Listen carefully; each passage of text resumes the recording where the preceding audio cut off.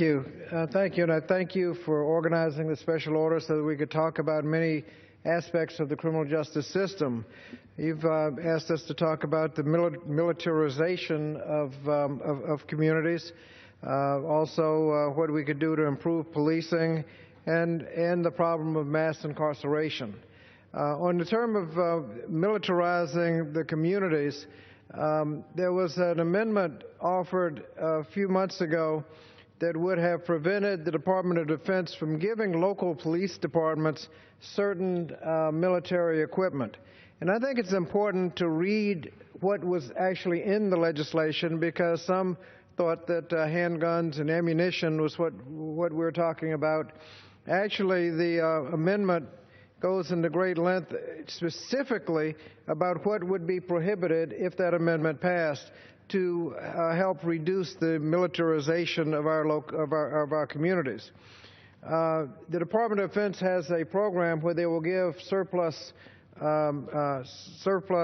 equipment to local communities, and the limitation was that none of these transfers could include aircraft, including drones, armed vehicles, grenade launchers, silencers, toxicological agents, including chemical agents and biological agents, launch vehicles, guidance, ballistic missiles, rockets, torpedoes, bombs, mines, or nuclear weapons. Those are the only things that would be barred if this amendment had passed, not handguns and ammunition or other things that local police departments could actually use. But what local police department needs nuclear weapons or torpedoes?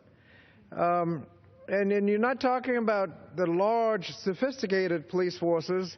This was the kind of stuff that was being given to police departments that you might think of when you think of Andy Griffin and Barney Fife.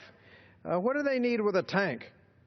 In one of the local incidences, when they had a tank come out, it was pointed out that the people trying to drive the tank hadn't been trained on the tank. And you just imagine hearing from inside, like, where are the brakes? Where are the brakes? They don't need, if you need a military response, the appropriate thing to do would be to call in the National Guard. Then you have the military performing the military functions. And I think there's a lot we can do to restrict the kind of equipment going to our local police departments. You've also talked about, a lot has been said about policing. We can discuss the problem of policing. We all know that the vast overwhelming majority of police officers risk their lives on our behalf and do an excellent job. But whatever you agree on, whenever you get to describe what the problem is, we know what the solution is going to be. And that is to make sure that there's a consensus growing that we need body cameras so we can know exactly what happened, and police training so that police can be properly trained on things like how to avoid profiling, how to avoid discrimination, treating one group different from the others. Implicit bias is what it's called. There's a lot you can do in training, and you need to make sure you have funding for that training. But in terms of mass incarceration, that's where we really need a lot of work. As the chairman mentioned, we have 5% of the world's population, 25% of the world's prisoners. Most countries lock up, for every 100,000 population, they lock up 50 to 200 people per 100,000. The United States locks up over 700 per 100,000. Well into first place, nobody close. That number is particularly egregious because there have been recent studies that have suggested that anything over 500 per 100,000 is actually counterproductive. You've got so many people in jail. You've got so many families being raised with the parents in prison. Young people being raised without their parents. You got so many people with felony records have trouble finding jobs. You're wasting so much money that anything over about 500 per 100,000 is counterproductive. We're at 700 and some per 100,000. African American incarceration rate is in the thousands. That's just wasted money. And that's what Texas found when they were looking at a few years ago, looking at an appropriations request of $2 billion needed to keep up with all the slogans and sound bites that they had codified in terms of keeping up with the mass incarceration in Texas. $2 billion in construction. And somebody said, well, if you actually make a better choice, if you invested some of that money in prevention, early intervention, and rehabilitation, you might not have to spend all $2 billion. And that's what they did. Intelligently invested in evidence-based programs, programs studied and known to reduce crime, not just sound like they reduce crime, but actually known to reduce crime, evidence-based policies to run prevention, early intervention, and rehabilitation, and they found that they didn't need to build any new prisons. In fact, they were able to close some of the prisons that they had. And 30 states have figured out that they can reduce crime and save money by reducing mass incarceration. On the other hand, there are people that think slogans and sound bites are good, and that's how we got in the mess we're in now.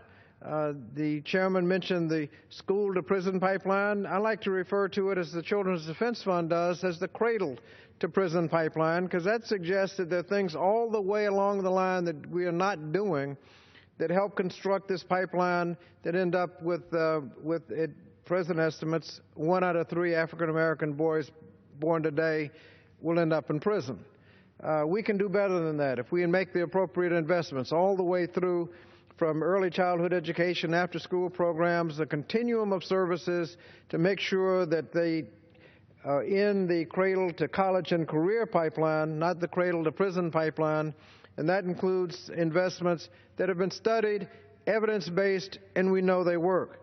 There's a lot you can do in terms of criminal justice reform, but if you do it right, it has to be comprehensive.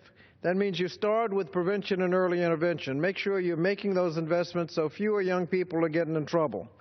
Then you have to do police training, and we know that good police training can improve policing and also reduce crime. Body cameras can eliminate a lot of problems.